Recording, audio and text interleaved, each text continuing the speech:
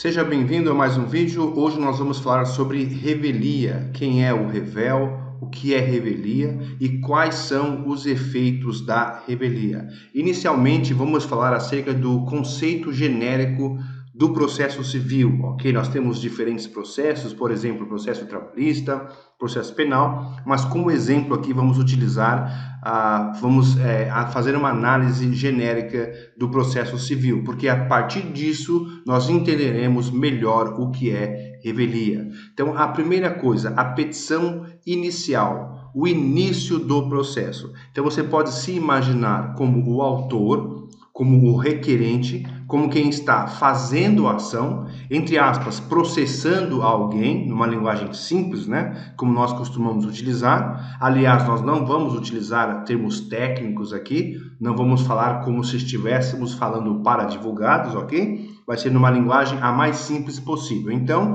você pode se imaginar processando alguém ou sendo processado, ok? Então, na petição inicial, se você é o autor da ação, se você está fazendo a ação contra alguém, você vai colocar lá na minuta, né? O seu advogado vai escrever uma minuta, que é o que nós chamamos de petição inicial. O artigo 309 do Código de Processo Civil, que você está vendo aí na tela, traz aí os requisitos da petição inicial. E nós grifamos o inciso 3º, que a petição inicial indicará ou deverá ter obrigatoriamente a narração dos fatos. Olha só, o fato e os fundamentos jurídicos do pedido. Inciso 4º, o pedido com suas especificações. Então você vai dizer, olha, o fato é o seguinte, e vai lá fazer a narrativa dos fatos. Tá? Eu prestei um serviço e ele não me pagou, ou ela não me pagou.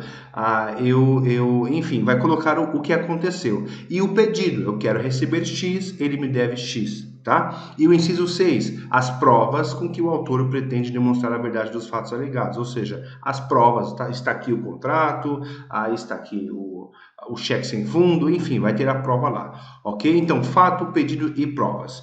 Ok, continuando, nós vamos falar também da contestação. Por quê? Contestação é a defesa que o réu ou o requerido apresenta. Ele recebe lá a citação, entenda-se, você pode entender como intimação, como as pessoas geralmente entendem, tá? Mas recebe lá uma, entre aspas, uma notificação dizendo, olha, existe um processo contra você e você tem um prazo para apresentar contestação. Então é isso. Artigo 335 do Código de Processo Civil, o réu poderá oferecer contestação por petição no prazo de 15 dias. E aí tem o início do prazo conforme for o caso, mas 15 dias. Isso é muito importante. Prazo é importante quando nós falamos de revelia, você vai ver isso.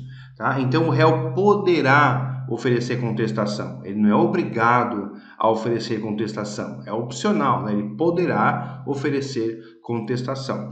E aí o artigo 336 fala, inclusive, aí que o réu deverá alegar toda a matéria de defesa para impugnar o pedido do autor. O autor vai dizer, ele fez, o réu vai dizer, não fiz. O autor vai dizer, ele deve, o réu vai dizer, não devo. E por aí vai, obviamente, numa coisa muito simplista aqui, para ficar mais fácil compreender, ok? Tudo isso para chegarmos no conceito de revelia, que é o nosso assunto aqui. Ok, agora, e se o réu não contestar a ação? Nós já dissemos que é opcional, obviamente não tem como obrigar alguém a apresentar defesa, né? E se a pessoa não apresentar defesa? Se o réu não contestar a ação, será considerado revel e presumir-se-ão verdadeiras as alegações de fato formuladas pelo autor. Esse é o artigo 344 do Código de Processo Civil, que é o nosso foco aqui hoje. Se o réu não contestar a ação, será considerado revel, né? Quem é o revel? É aquele que sofreu um processo e que por alguma razão não apresentou contestação, ok? Não quis ou perdeu o prazo, ou enfim, existem várias possibilidades que nós podemos ver em outro momento, mas basta saber que se você não apresentou, você recebeu enfim, você tem um processo e você não apresentou contestação, você será considerado revel. ok? E o que acontece com o revel? Quais as consequências da revelia, né? Aqui no Código de Processo Civil. Presumir-se-ão verdadeiras as alegações de fato formuladas pelo autor. Desde já, vamos grifar aqui de fato, são alegações de fato e há uma diferença nessa questão de fato e de direito, ok? Mas o que é importante? Que presumem-se verdadeiras as alegações de fato, tá? Então nós lembramos lá, o autor, o requerente que fez a ação, ele fez alegações lá, não é isso? Então nós vimos que o requerente, o autor da ação, tem lá a petição inicial, não é isso? Tem a narrativa dos fatos. Nós estamos vendo aqui que aquelas alegações vão ser presumidas verdadeiras. Então o artigo 345 tem uma ressalva aí. O artigo 344, como nós acabamos de ver, né, eles diz: presumir-se-ão verdadeiras as alegações. Olha o que diz o artigo seguinte, 345. A revelia não produz o efeito mencionado no artigo 344 se, tá? Aí tem as hipóteses aí, tá? Ou seja, a revelia não produz o efeito mencionado, entre aspas, que serão presumidos verdadeiras as alegações, serão presumidas, tá? Esse efeito não é produzido, você está vendo aqui, nessas hipóteses aqui, tá? Por exemplo, inciso 4º, as alegações de fato formuladas pelo autor forem inverossímeis ou estiverem em contradição com prova constante dos autos. Então, nesse caso aqui, a revelia não produz esse efeito de presunção de veracidade das alegações.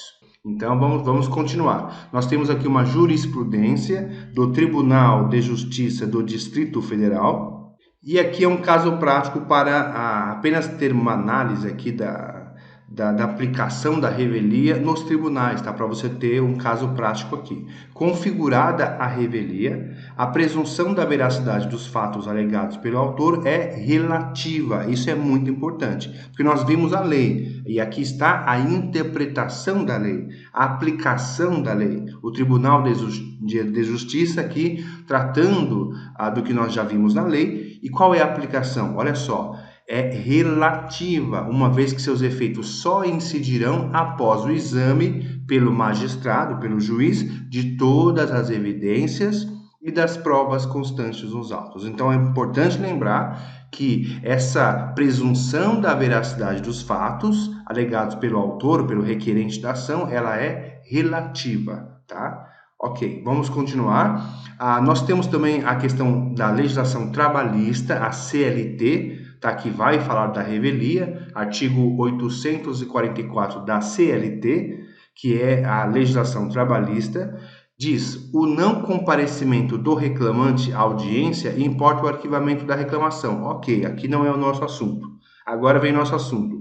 E o não comparecimento do reclamado é o réu, tá? Nós chamamos o réu ou requerido na ação trabalhista, na reclamação trabalhista, nós chamamos de reclamado ou reclamada, tá? A empresa que recebeu a reclamação trabalhista, tá ok? Ou então a pessoa que recebeu a reclamação trabalhista, o reclamado ou reclamada. Ó. Então, o não comparecimento do reclamado importa a revelia, além de confissão quanto à matéria de fato. Nós temos também aqui uma jurisprudência, um julgado do Tribunal Regional do Trabalho, tá? Você tem aqui na tela para você ver a aplicação novamente. Nós temos questões práticas sempre aqui em todos os nossos vídeos. Nós trazemos a lei para você e entregamos para você uma aplicação prática, tá? Um julgamento do tribunal, porque aí você tem a questão teórica e prática para você ter bastante segurança naquilo que você está pesquisando e buscando aprender, tá certo? Então, olha só, revelia, confissão ficta, efeitos, nosso assunto aqui. O não comparecimento da parte reclamada, lembra? Então, a pessoa que recebeu uma reclamação trabalhista é a reclamada, não é isso? Então, o não comparecimento da parte reclamada na audiência e a não apresentação da defesa acarreta o quê? Os efeitos da revelia e confissão ficta, presumindo-se verdadeiras as alegações obreiras, ou seja, as alegações do trabalhador, formuladas na petição inicial, no que tange às matérias fáticas. novamente. Está aí mais uma aplicação da legislação, ok? Agora, já caminhando para a conclusão, nós vamos falar do Código de Processo Penal, que é um conceito aí bem diferente, muito mais complexo quando nós tratamos do Código de Processo Penal, ok? Nós vamos aqui trazer um assunto revelia, mas na verdade não tem essa revelia no Código de Processo Penal. Tem aí nós vamos ver aqui o artigo 367, 396, para termos uma ideia aqui do que ocorre quando o réu ou acusado não apresenta uma defesa. Então diz que o processo seguirá sem a presença do acusado, né? Aqui poderíamos a figura do requerido, do réu, tá? Aqui está acusado. Então o processo ele segue sem a presença do acusado, que citado ou intimado, tá? Você pode imaginar citação e intimação como você pode aqui imaginar como a mesma coisa, um tipo de notificação, ok? Existe uma diferença, mas não é o caso agora. Então, ele foi citado, ele foi notificado acerca do processo para se defender, tá? Pessoalmente, para qualquer ato, deixar de comparecer sem motivo justificado. Então, ele foi citado ou intimado, mas ele não compareceu sem motivo justificado, tá? Ou no caso de mudança de residência, não comunicou o novo endereço.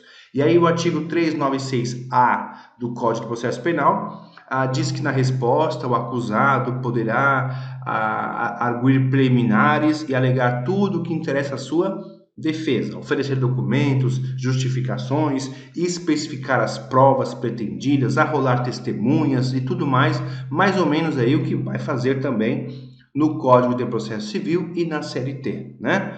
E aí o parágrafo 2º, não apresentada a resposta, tá? Vamos pensar aqui contestação, defesa, tá? Resposta, contestação, defesa, mesma coisa aqui. Não apresentada a resposta no prazo legal, ou se o acusado citado, tá? Notificado, não constituir defensor, tá? Ele não colocou, não constituiu um defensor, um advogado para defendê-lo, tá? Ele não contratou, não passou procuração, enfim, não providenciou um advogado, tá? Então, olha só, não apresentada a resposta no prazo legal, ou se o acusado não constituiu defensor, o juiz nomeará um defensor para oferecê-la. Para oferecer o quê? A defesa, a resposta, tá? Concedendo-lhe vista nos autos por 10 dias. Então, essas são as consequências aí do réu, como nós vimos, do acusado, que não apresentou resposta no prazo legal, ou que não constituiu defensor, ou ainda que não compareceu, como nós estamos vendo aí, no artigo 367. Você vai ver que é diferente, né, do que nós lemos no Código de Processo Civil. Ok? Então, o que nós vamos concluir aqui? Nós temos autor e temos réu, temos alegações do autor, a petição inicial, e temos a contestação, que é a defesa do réu, e aí isso vai chegar no juiz, que vai analisar ali as provas, as narrativas, enfim, tudo do processo para poder dar uma sentença, para poder dar uma decisão, tá? Que é o que nós chamamos de sentença. Então, nós temos aqui o juiz. O que ocorre muitas vezes é que o réu não apresenta defesa, por qualquer razão. É onde ele é considerado revel, onde ele tem as consequências da revelia, os efeitos da revelia. Tá certo? E aí ficam só as alegações do autor sendo consideradas para o juiz. Mas nós sabemos que não é tudo o que ele vai dizer, então tudo o que ele disse vai ser tido como verdade, 100% tudo. Não. Nós já vimos que essa presunção é relativa. O juiz vai analisar outras coisas ali para saber se de fato vai aplicar ali, se vai acolher todas as alegações do autor como está. Como nós vimos, é relativa, tá? Não é uma presunção 100% automática. Ok? Então, esses são os principais conceitos da revelia. Nós podemos imaginar aqui não apresentar defesa ou apresentar defesa fora do prazo. Nós enfatizamos o prazo porque se você tem 15 dias para apresentar defesa e você apresenta defesa no 16º dia, perdeu o prazo. tá? Você perdeu o prazo e por qualquer razão demorou para procurar advogado, o advogado tinha que juntar documentos, fazer relatório, fazer entrevistas, enfim, e não foi possível apresentar com 15 dias. Você apresentou no 16º dia, tá? Um exemplo de prazo aqui, ok? Então essa defesa fora do prazo implica em revelia, tá? Não será considerada a sua defesa em regra, tá? Por quê? Porque está fora do prazo. Por isso nós enfatizamos o prazo. Cuidado com o prazo, porque se perder o prazo é revelia. Sua defesa será, em tese, desconsiderada. Ok? Nós temos doutrina e jurisprudência acerca de revelia, tá? É um assunto que não se esgota aqui, longe disso, tem muita coisa para falar no processo civil, no trabalhista, no criminal, mas é o que nós queríamos apresentar para você aqui superficialmente. Teremos outros vídeos sobre revelia, outros vídeos sobre outras matérias, então se inscreva no canal, caso você não seja inscrito ainda, para que você receba as nossas próximas publicações e deixe no comentário lá alguma sugestão, ok? Compartilhe esse vídeo com quem você acha que pode ter interesse. Tudo de bom para você e até a próxima.